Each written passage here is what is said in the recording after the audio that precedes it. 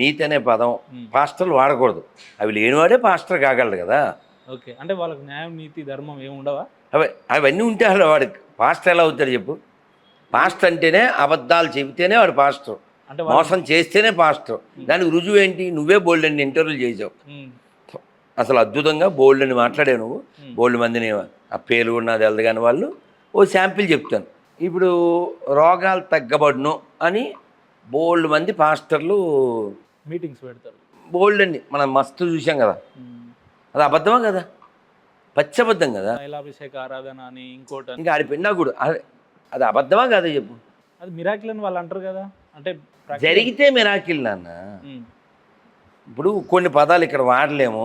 పొడుగ్గా అవుతారు అంటాడు, శరీరంలో మరో భాగం పొడుగ్గా అవుద్ది అంటాడు, జుట్టు పొడుగ్గా అవుద్ది అంటాడు. ఈ పొడుగ్గా అవడం అనేది నిజంగా జరిగిన మాటలేనా? కాదు కదా, కాదు కదా, అబద్ధం కదా. అలాగే పలానా రోగం తగ్గిందంటారు, ఎక్కడైనా ఎవిడెన్స్ ఉందా? సాక్ష్యం వాళ్ళే చెప్తారు కదా, లైవ్లో అక్కడ చెప్తారు కదా. ఇప్పుడు నువ్వు కూడా చెప్తావు BMW కారు ఉంది మా ఇంట్లో అని. మనం BMW బ్యాచా BMW బ్యాచా మనం కదా.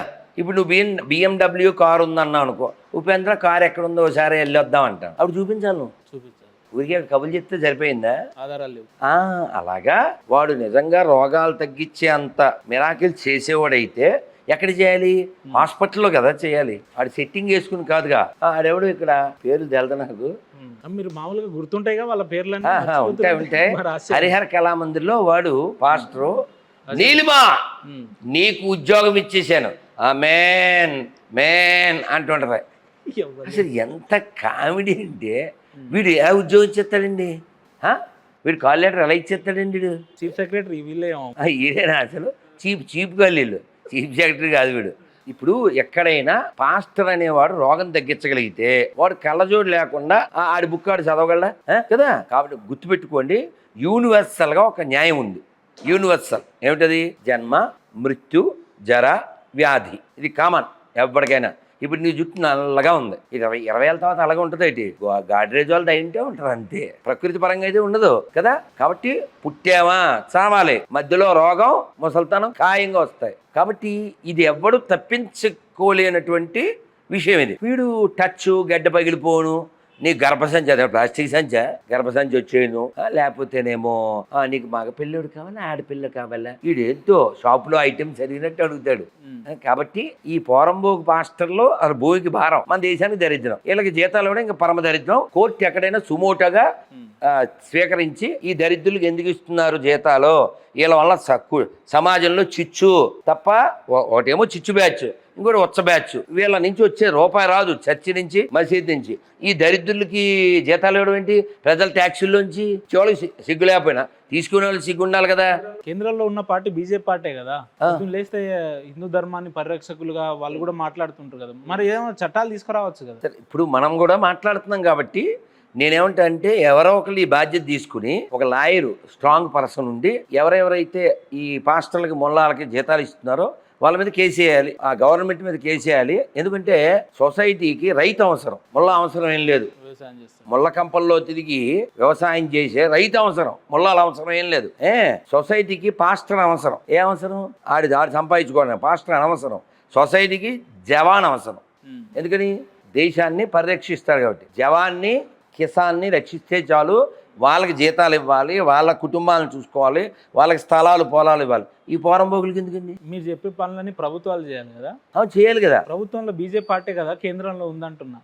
వాళ్ళు ఎవరు వాళ్ళ జీతాలు ఇవ్వట్లేదు. పొద్దున్న లేస్తే మేమే హైందవ ధర్మాన్ని పరిరక్షిస్తున్నాం అని మాట్లాడు కాదు కదా. అలా కాదుగా. సబ్కా సాత్ సబ్కా వికాస్ కదా. సబ్కా ప్రయాస్. సబ్కా అని చెప్పారు కానీ హిందూగా అని చెప్పలేదు కదా. అందరి విషయం కదా. చూడండి, ఇప్పుడు ఇరాన్కి అమెరికాకి వార్ అవుతుంది. మనం అన్ని ఫంక్షన్లు చేసుకుంటున్నాం. శ్రీరామనవమి చేసుకున్నాం, ఉగాది చేసుకున్నాం, అన్ని పండుగలు చేసుకుంటున్నాం. వాళ్ళతో కొట్టుకు వస్తుంటే కూడా ఆ రెండు దేశాలు ఏం దేశాలు? ఒకటి క్రైస్తవ దేశం, ఒకటి ముస్లిం. పోనీ ఈ ముస్లింలకి మిగిలిన ముస్లింలకి పడద్దా? ఇరాన్ వాడికి సౌదీ వాళ్ళకి పడదాం, వాళ్ళు కొట్టుకుంటారు. సో కాబట్టి శాంతి మతం ప్రేమ మతం కొట్టుకుంటున్నారు. కానీ తప్పేంటి? భారతదేశం అంటేనే లౌకిక దేశము, సెక్యులర్ దేశము. ఎవరు చెప్పారు?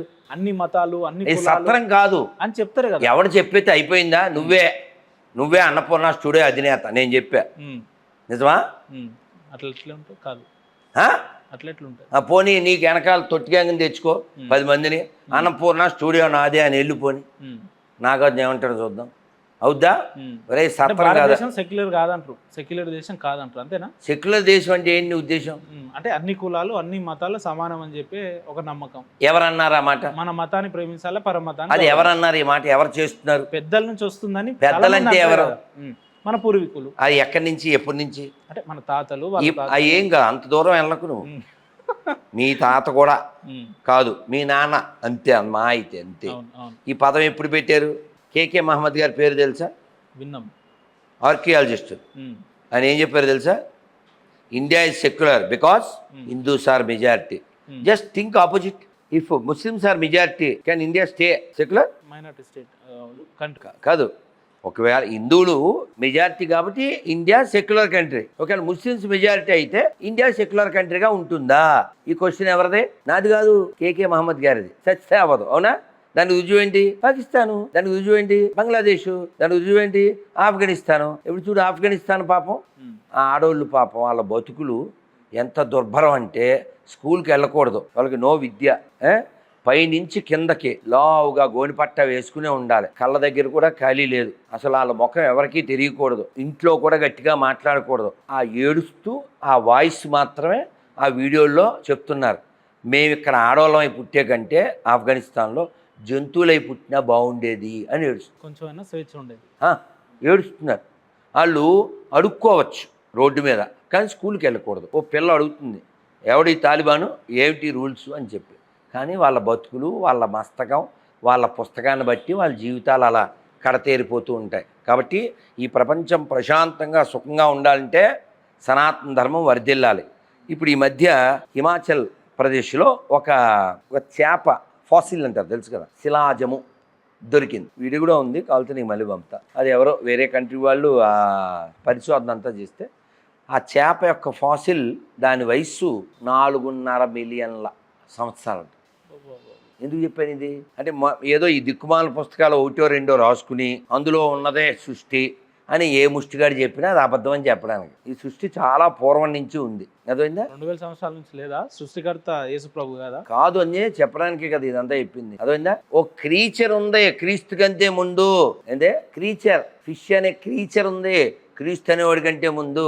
అదైందా? ఆ క్రీచరే చాలా ముందు ఉంది. కాబట్టి ఈ క్రీస్తు స్టోరీ అంతా ఫేకు, నమ్మినోడు పోరం, తర్వాత తెలుసు నీకు. అంటే బైబిల్ని అనుసరించే వాళ్ళంతా గుడ్డోళ్ళు, బుర్ర తక్కువ వాళ్ళు. తప్పేంటి? ఇప్పుడు భగవద్గీత, రామ, ఇవి చూడు చూడు, మనం ఆల్రెడీ చెప్పాం, గుర్తుపెట్టుకో. ఉంటే తప్పేందంట. గుడ్గా ఉండు, GWOD గుడ్, GUDDగా ఉండకు, గుడ్డిగా ఉండకు. ఇప్పుడు నేను సీఎం అని నువ్వు అంటే అందరు నవ్వుతారా నవ్వరా? నేను సీఎం అన్న కూడా నవ్వుతారు. ఎందుకని? అబద్ధం కాబట్టి. అలాగే ఎవడబడితే ఆయన కుక్కను కొట్టినట్టు కొడితే వాడు నేను గాడ్, నమ్మకపోతే రాడ్ అంటే వాడిని మ్యాడ్ అనరా? అని నమ్మమని కొంపల దగ్గరికి వస్తే కదా. నిన్న ఆడెవడో ఎక్కడో సభ పెట్టి, ఇప్పుడు వాడేదో ఆడి శవం గురించి ఆడు చెప్పుకుంటే పర్లేదు, ఆడి వ్యాపారం వాడు కనకదుర్గమ్మని కామెడీ చేశాడు, మన వాళ్ళు వెళ్ళి ఉతికారేశారు. అదే తప్పు కదా. ఇప్పుడు నువ్వు ఉన్నావు, ఏం చెప్పావు? ఏదో ఇంట్రడక్షన్లో మీ ఛానల్ పేరు చెప్పావు, అంతవరకే. అది మానేసి అవి వాళ్ళ పనికిమాల ఛానల్కి అనవా? అనకూడదు కదా, అనం కదా. అట్లా మనం ఎందుకు వ్యతిరేకిస్తామంటే, పోనీ వాడిది పిచ్చి భక్తే లేకపోతే ఆడిది పిచ్చి మాత్రమే, కానీ వాడు వ్యక్తిగతంగా చేసుకుంటే మనకేం ప్రాబ్లం లేదు. వాడు వచ్చి కాపీ పేస్ట్ చేస్తాడు, వాడు వచ్చి మాది కరెక్ట్ మీది తప్పు అంటాడు. మరి పేరు రాంబాబు, రాముడిని వ్యతిరేకిస్తాడు. పేరు సాంబశివ, శివుడిని వ్యతిరేకిస్తాడు. అందుకని ఆ పిచ్చి మతం ఈ భూమికి దరిద్రం, మనకు అక్కర్లేదు, అంతే. దీనికైనా కామెంట్లు వస్తాయి చూడు, ఆడి పేరు ఉండదు. ఎందుకు పేరు ఉండదు? ఎందుకు ఉండదు? ఆడు మనకే పుట్టాడు కాబట్టి. ఐడెంటిటీ ఉండదా? వాళ్ళకి ఐడెంటిటీ ఏంటి? వాళ్ళకి ఐడియా ఉండదు, వాళ్ళకి మెదడే ఉండదు కదా. నాన్న నిన్న ఆడేవాడు ఫోన్ చేశాడు, అరే ఒరే తురే అన్నాడు. ఏం పేరు అన్నాను? ప్రవీణ్ అన్నాడు. మీ నాన్న పేరు అన్నాను. మీ నాన్న పేరు అన్నాడు. మా నాన్నగారి పేరు సత్యనారాయణ అన్నాను. మీ నాన్న పేరు చెప్పాను. ఓ 10 సార్లు అడిగితే ఎప్పటికో కష్టపడి అంజయ్య అన్నాడు. పక్కన వాళ్ళతో చెప్పాను, కష్టపడి. మరి కష్టపడితే నా నాన్న పేరు ఊరికే వచ్చేద్దాం అనుకుంటే ఏంటి? వాళ్ళతో అడగడం పోనీ ఎవరన్నా. కాబట్టి ఆ నైతికత లేని ఎదవల్ని పెంచేదే క్రైస్తవం. నీతి ఉందా చూపించుకోవాలి. నీతి ఉందా? నీతి కదా ప్రయారిటీ ఏంటి చెప్పు.